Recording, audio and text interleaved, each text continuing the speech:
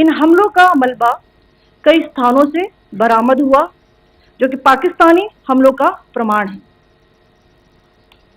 On the night of 7th May 2025, Pakistan attempted to engage a number of military targets in northern and western India using drones and missiles. These places included Avantipura, Srinagar, Jammu, Pathankot, Amritsar, Kapurthala, Nal, Jalandhar, Ludhiana, Adampur, Bhatinda, Chandigarh, Falodi, Uttarlai and Bhuj. These were neutralized by the integrated counter unmanned aerial system and other air defense systems.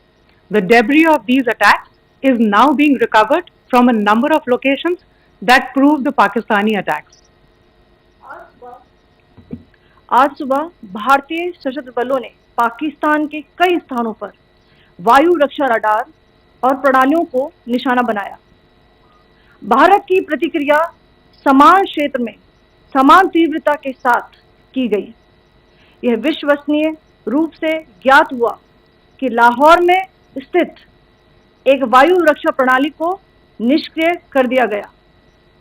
Today morning, Indian Armed Forces targeted air defense radars and systems at a number of locations in Pakistan. Indian response has been in the same domain with the same intensity as Pakistan. It has been reliably learnt that an air defense system at Lahore has been neutralized.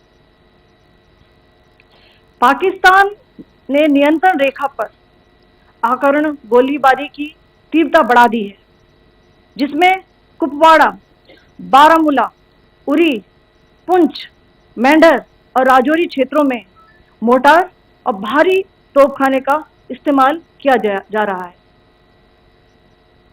Pakistan has increased the intensity of its unprovoked firing across the line of control using mortar and heavy calibre artilleries in areas in Kupwara, Baramulla, Uri, Poonch, Mendhar and Rajouri sectors in Jammu and Kashmir.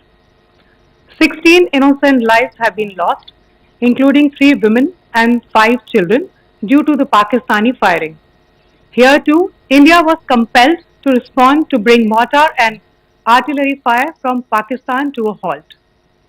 Indian Armed Forces reiterate their commitment to non-escalation, provided it is respected by the Pakistan military. Jai Hind.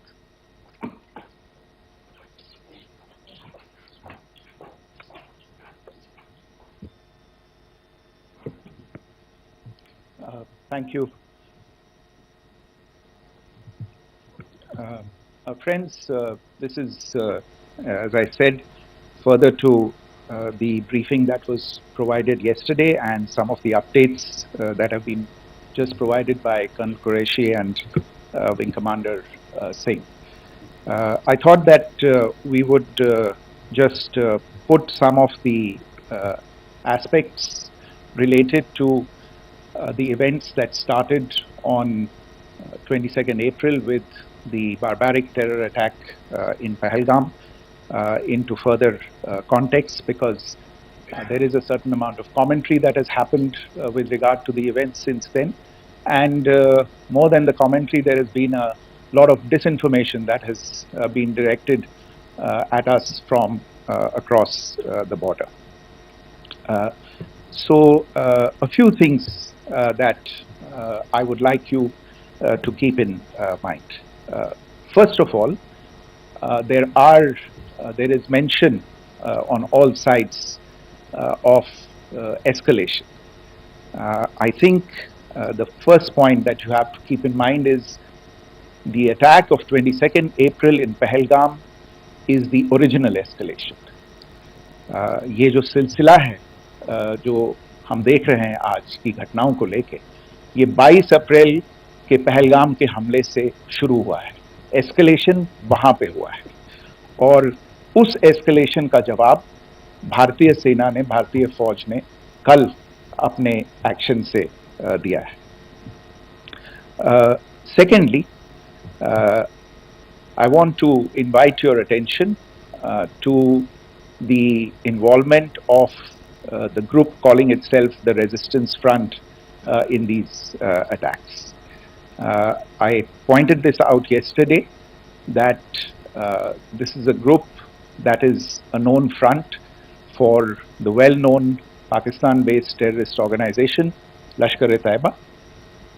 The group has been reported earlier. I mentioned to you about the Indian authorities providing information to the UN 1267 Sanctions Monitoring Committee. In fact, we are going to be meeting with the team again very soon, and we will be providing an update to the information that we have provided earlier. But what is interesting, दिलचस्प बात यह है कि संयुक्त राष्ट्र की सुरक्षा समिति में जब पहलगाम के हमले को लेके एक प्रेस वक्तव्य जारी करने की बात चल रही थी, तो आप सोचिए किस देश ने टीआरएफ का, द रेजिस्टेंस फ्रंट का उसमें मेंशन किया जाना, उसको अपोज किया, पाकिस्तान ने. This was after the fact that the TRF claimed responsibility for this attack not once but twice within a few hours after the incident on the 22nd of April, and then again on the morning of 23rd April. And it is perhaps only after the full gravity of the incident was realized by its masters and handlers across the border that it was managed to back off from this claim. Obviously, that retraction doesn't convince anybody. तीसरी चीज जो मैं आपसे कहना चाह रहा था, और कर्नल कुरैशी और विंग कमांडर सिंह ने कल भी बड़े स्पष्ट शब्दों में और आज भी आपसे ये बात साझा की है. जो भारतीय रिस्पॉन्स है वो नॉन एस्केलेटरी है, प्रिसाइज है, सटीक है, मेजर्ड है और कंसिडर्ड है. Our intention has not been to escalate matters. We are only responding to the original escalation, as I said, and our response has been targeted, precise, controlled and measured.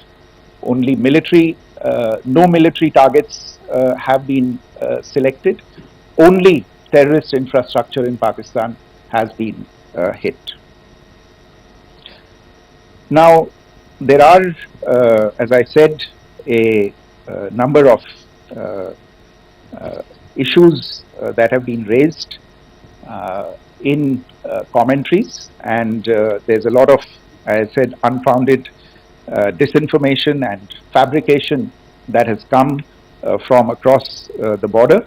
And I would just like to use this opportunity to set the record straight on some of these issues.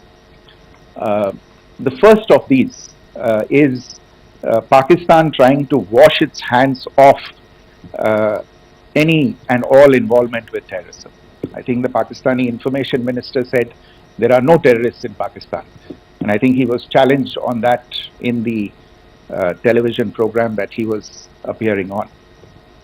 But even if I partially repeat myself from yesterday, I think Pakistan's reputation as the epicenter of global terrorism is rooted in a number of instances where concrete evidence is available, not just to India, but to governments and authorities and agencies around the world. There are several terrorist attacks around the world where Pakistani fingerprints have been found. I don't need to belabor the point with regard to this audience about where Osama bin Laden was found and who called him a martyr.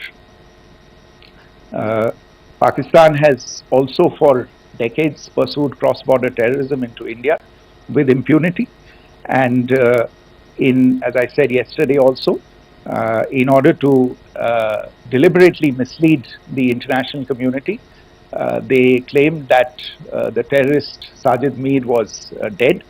They came under pressure, and Sajid Mir was then brought back to life, arrested, and is now apparently in Pakistani custody.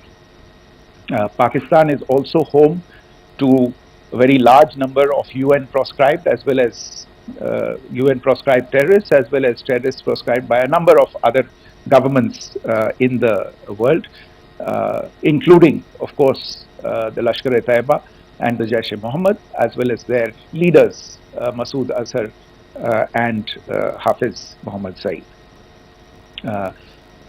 आपने देखा होगा हाल ही में पिछले ही कुछ दिनों में पाकिस्तान के रक्षा मंत्री और उनके पूर्व विदेश मंत्री दोनों ने इस बात को माना है कि पाकिस्तान का ऐसे ग्रुप्स के साथ जो रिश्ता है वो क्या रहा है. Both the defense minister and the former foreign minister of Pakistan, I think they've done a more eloquent job of this than I could ever do in terms of describing their country's implication in international terrorism and their involvement in housing these kinds of groups.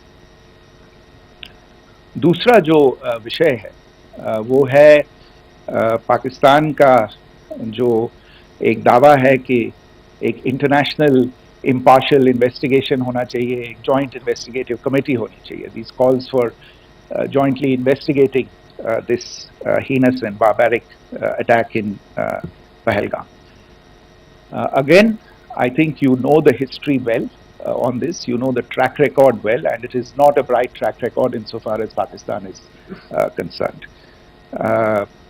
In fact, in the pursuit of justice for the victims of multiple terrorist attacks, whether it be Mumbai in 2008, in Pathankot in 2016, or many others, but in particular for these two attacks, India had offered to cooperate.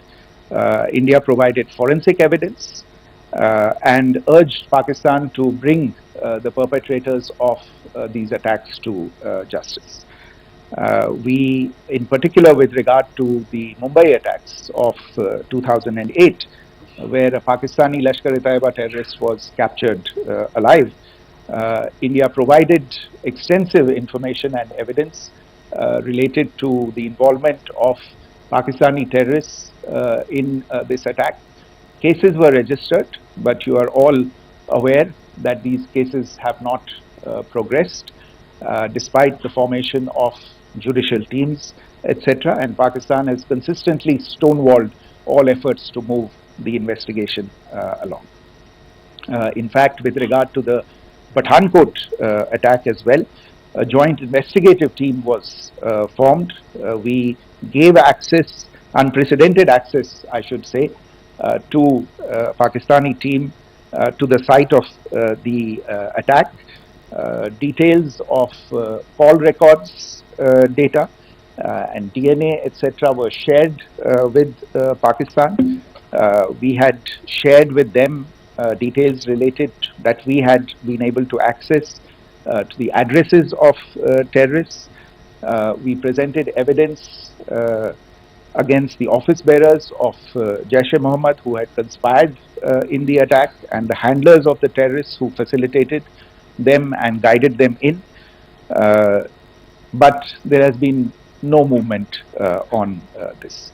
So in all of this, I think the experience has not been positive, and it certainly doesn't give us the confidence now to take at face value Pakistani assertions of wishing to participate in a joint investigation. These are just delaying tactics. These are just stonewalling tactics. And in fact, there is reason to believe that Pakistan uses the evidence that we provide only to cover its tracks and in fact defend the terrorists who we are looking for and obstruct the path of investigation. A third point that I wanted to address was the claim that only civilians were killed in the strikes on the 7th of May. We have made the point very clearly that all attacks on the morning of 7th May were against carefully selected terrorist infrastructure, terrorist targets. It is not clear to us. In fact, seeing some of the coverage of the after effects of these strikes, including the funerals for the terrorists that were held yesterday, I think a lot of you have seen the reports and the coverage on media. If only civilians, if any civilians were killed in these attacks, I wonder what message this picture actually sends to all of you. This is a question that is worth asking. It's also odd that the funerals of civilians are carried out with the coffins being draped in Pakistani flags and state honors being accorded. As far as we are concerned, the individuals eliminated at these facilities were terrorists. Giving terrorist state funerals may be a practice in Pakistan. Doesn't seem to make much sense to us. Pakistan has also claimed that India deliberately attacked religious sites. This is completely false again. I have made it clear that the targets were terrorist infrastructure, terrorist facilities, and locations connected clearly with incidents of cross-border terrorism into India. And it is in fact Pakistan that is misusing religious sites as a cover to in fact radicalize, direct and indoctrinate and train terrorists. In fact, contrary to what Pakistan is claiming, yesterday Pakistan launched a targeted attack on the Sikh community in the state of Jammu and Kashmir, hitting Gurdwara in Poonch and the homes of Sikh community members, which came under attack. And we know that at least 3 individuals were killed in that particular attack. Pakistan is also making attempts to, in fact, just to add to this point, the retaliatory action that Pakistan has taken, in fact, is impacting civilians. I showed you the picture of the Gurdwara and the Sikh community members who were killed in this. There are other civilians also who've been killed and injured in these attacks. In fact, since yesterday morning, a total of 16 civilians have been killed and 59 others have been injured in the attacks by Pakistan. Not only this, Pakistan is also making attempts as part of its disinformation campaign to paint our action with regard to cross-border terrorism through the communal angle. If that is the issue, then I think I can do no better than to cite or point you in the direction of the Pakistan Army Chief's speech of 16 April 2025. I think that is the last word in communal rhetoric. And in the Pahalgam attack itself, you are aware of the kind of religious profiling that was done there, and perhaps there is a linkage between these two events. I can only say that these nefarious designs will not be allowed to succeed in India. And it is to be noted that people from all faiths, all religions, all regions in India have unequivocally, not just in India but around the world, have condemned these attacks.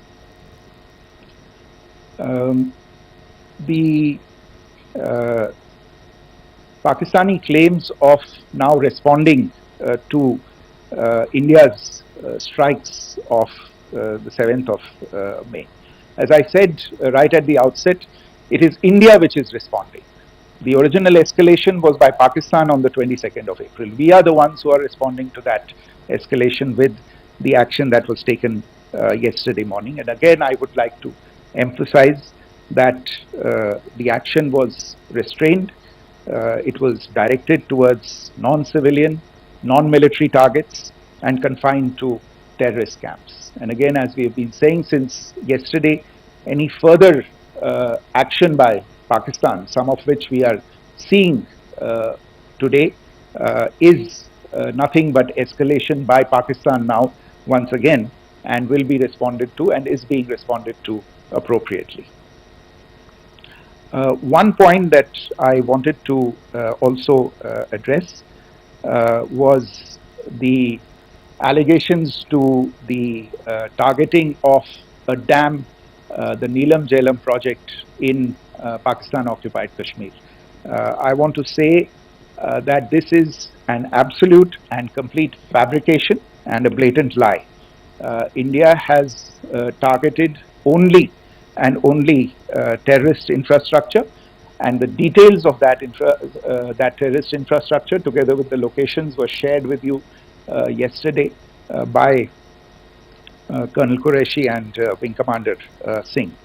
I should note that if this kind of a claim is a pretext for targeting Indian infrastructure of a similar nature, Pakistan will be entirely responsible for the consequences that will undoubtedly follow. Finally, I want to address some issues that have been raised related to the Indus Waters Treaty and the disinformation that has been raised in regard to that as well. The fact is that there have been fundamental changes in the circumstances in which the Indus Waters Treaty was concluded, and they call for a reassessment of the obligations under the treaty. Over the last year and a half to 2 years, India has been in communication with the government of Pakistan.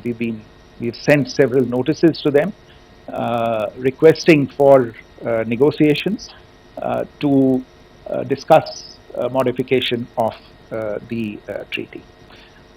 India has for 6+ decades now honored the treaty, even during periods when Pakistan imposed multiple wars on us, and even when relations were adversarial. Pakistan is the one that has been acting in violation of the treaty, deliberately creating legal roadblocks in India exercising its legitimate rights on the western rivers. Any projects that India sought to build on the eastern rivers, and even on the western rivers, which we are allowed to by the treaty, were always challenged by Pakistan, thereby hampering our rights to utilize our legitimate waters under the treaty.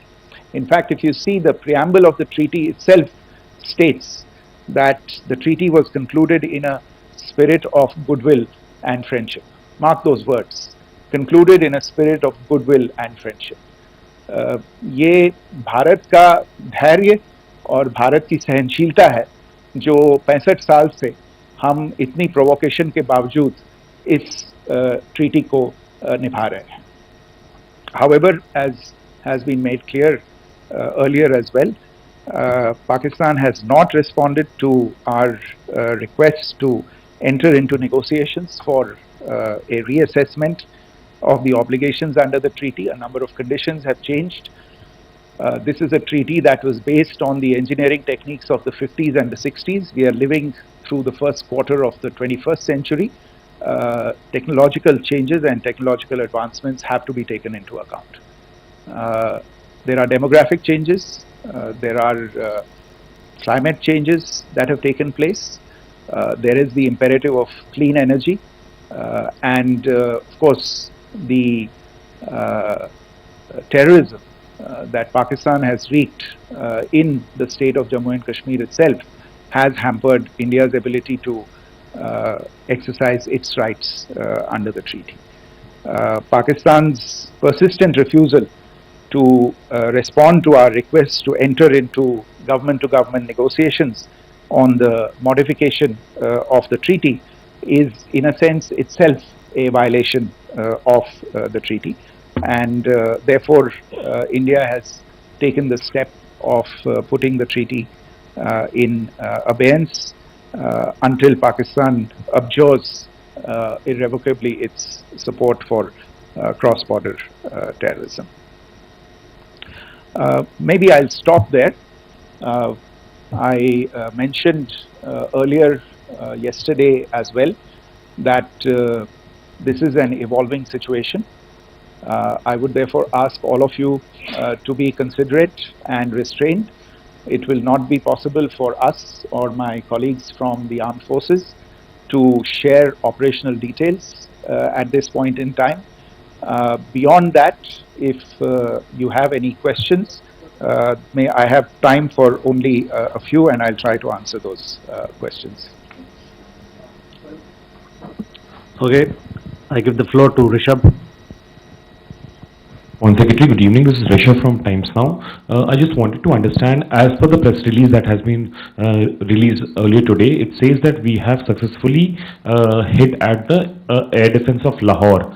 Does it give our forces a better chances if in case of further escalation? And are there other air defense places as well at strategic location that were targeted? Rishabh, you are violating the first rule that I set out at the end of my remarks. The press release that has been issued by the Ministry of Defence today speaks for itself. It is related to operational matters. It's been released by the Ministry of Defence. As more information becomes available, it will be released at the appropriate time. Once again, please don't go into operational details at this point in time, because this is a constantly evolving situation. Yeah, go ahead. Foreign Secretary Smita Sharma, just wanted to ask, the Pakistani Minister Ishaq Dar in an interview has claimed that the national security advisors of India and Pakistan have spoken to each other. If you could confirm or deny, and is complete severance of diplomatic ties with Pakistan also on the table? I have no information with regard to contacts between the two national security advisors. Insofar as diplomatic relations are concerned, you've seen the steps that were announced in response to the following the meeting of the Cabinet Committee on Security on the 23rd of April. There are no further steps that are under consideration at this moment in time. Yeah, go ahead. Foreign secretary, मेरा नाम मनीष है, मैं TV9 Bharatvarsh से हूं, और आपने खुद ही बताया कि कितना मिस इन्फॉर्मेशन क्रॉस बॉर्डर से आ रहा है, बल्कि ऐसा लग रहा है जैसे पाकिस्तान के प्राइम मिनिस्टर और डिफेंस मिनिस्टर तक भी प्रोपेगेंडा करने में मिस इन्फॉर्मेशन में आ गए हैं। वो कई बार तो ये तक दावा करते हैं कि हम 3 राफेल हमने गिरा दिया, इतने हमने मिग गिरा दिए, और जब उनसे पूछा जाता है तो वो कहते हैं कि सोशल मीडिया में हमने ये सब चीज़ें देखी थी। तो अगर आधिकारिक तौर पर अगर आप कुछ कह सकें इस पर, ताकि उन्हें भी समझ में आए कि इस तरह के प्रोपेगेंडा नहीं चलने वाला है। देखिए, जब सही समय होगा तो आधिकारिक तौर पे इसके बारे में सूचना दी जाएगी, लेकिन जो आपका प्रश्न है कि प्रधानमंत्री और उप प्रधानमंत्री और विदेश मंत्री, उनके रक्षा मंत्री इस तरह की बातें कर रहे हैं, तो इसमें अचरज की कोई बात नहीं है। आखिरकार ये एक देश है जिसने अपना, इसका जन्म लेते ही झूठ शुरू हो गया था। 1947 में जब पाकिस्तानी फौज ने जम्मू कश्मीर पे दावा बोला, तो उन्होंने किसी ऐसे वैसे व्यक्ति से नहीं, संयुक्त राष्ट्र से झूठ बोला कि हमारा कोई लेना देना नहीं है इससे, ये लोग जो गए हैं वो तो कबायली हैं। वो तो जब हमारी फौज वहां पे पहुंची और यूएन के लोग, संयुक्त राष्ट्र के लोग खुद वहां पे पहुंचे, उन्होंने देखा कि वहां तो पाकिस्तानी फौज घुसपैठ करके आ गई है, उसके बाद पाकिस्तान को मुंह की देखनी पड़ी और उनको मानना पड़ा कि हाँ उनकी फौज वहां पे कुछ समय से पड़ी हुई है। तो ये जो यात्रा है एक तरह से 75 साल पहले शुरू हो चुकी है, तो I am not surprise that this kind of disinformation is being indulged in. Yeah, Siddhant. So Siddhant from Beyond. Sir, we have seen a lot of negative comments coming from the Pakistani military of escalation. If tomorrow there is an escalation, there are strikes, we know one attempt has been thwarted, what will be the Indian response to those attempts of creating more escalation? Because it is looking like it's going towards more escalation. And my second question is, are any other world powers, essentially the P5 countries, the West Asian countries, reaching out to de-escalate the current situation? Look, on escalation, we've already made our stance clear. I mean, there are two basic points. First of all, it is Pakistan that escalated on the 22nd of April. We are only responding to that escalation. And then what we have said yesterday and what my colleagues have said today, that now if there is an attempt at further escalation by Pakistan, it will be responded to in an appropriate domain. And therefore, the choice is entirely that of Pakistan to make. As to your second question, I don't think I can do better than to point you in the direction of the statements that are being made from practically every chancellery in the world and the sentiment that they are carrying. That sentiment essentially and for the major portion is support for the government of India in the context of the condemnation of the terrorist attack in Pahalgam on the 22nd of April. There is wide recognition of the government of India's right to respond to these attacks in self-defense, and of course a desire to ensure that there is not further escalation. I think these statements speak for themselves. Yeah. So this is Mausami from India Today. Now in the all-party meeting we have learned that the defense minister has said that, you know, in the Operation Sindoor almost 100 terrorists were killed. Would we have any details about what is the number like, and also about if there were any big faces, masterminds, terrorist masterminds who were in fact killed? There is also a report that Masood Azhar's family's 10 members have been killed, and Rauf Asghar, who was actually the mastermind of Pulwama, he's also been badly, severely injured. I don't have information at this point in time to share with you on these issues, but as I said, I think you know, there is so much information out there on television, in the news media, in social media, that it sometimes looks like a long time has passed since this. Please understand that slightly over 36 hours only have passed since this operation was undertaken. Let us have some patience. Information will come out. It will be shared in due time. Shruti. Thank you, Foreign Secretary. Shruti Ranjan from Bloomberg. Sir, could you give us any understanding whether India has moved the IMF or the World Bank to kind of, you know, sensitize them about the the bailout that Pakistan has, and, you know, the kind of stuff that the Pakistan government is doing? Look, we have an executive director at the IMF. Tomorrow there is a meeting of the board of the IMF, and I'm sure that our executive director will put forward India's position. The decisions of the board are a different matter. You know the process through which they are made. But I think the case with regard to Pakistan should be self-evident to those people who generously open their pockets to bail out this country. And since you are from Bloomberg, I think you would have the data on how many IMF bailout programs have been, very good, thank you, have been sanctioned in the space of the last 3 decades. And I think you would also have an idea of how many of those programs have actually reached successful conclusion. Probably not many. So I think this is a decision that board members have to take by looking deep within themselves and looking at the facts. So we can, one last question, sir. Here. One last question. Foreign Secretary, I'm Siddhant from CNN News 18. I would like to know, since it's an opportunity to speak to you, I would like to know the response coming from United States since last 3 weeks. Saudi Arabia, Qatar. In fact, Prime Minister Modi spoke to Qatar before the strikes that evening. Perhaps how do you read the support coming from these countries? Perhaps traditionally they were seen on the other side. This time around, their statements are strong worded. In fact, India-Saudi joint statement also had a very strong condemnation, strong worded condemnation. United States at all level have condemned the attack and have extended support. In fact, Saudi Deputy Foreign Minister is in India. He just met EMS Jaishankar. Also, if you could shed some light on his visit, his meeting with EMS Jaishankar. In fact, we have also been told that he met Prime Minister Modi. Thank you. Look, all the countries that you named and many others, we have been in touch with them.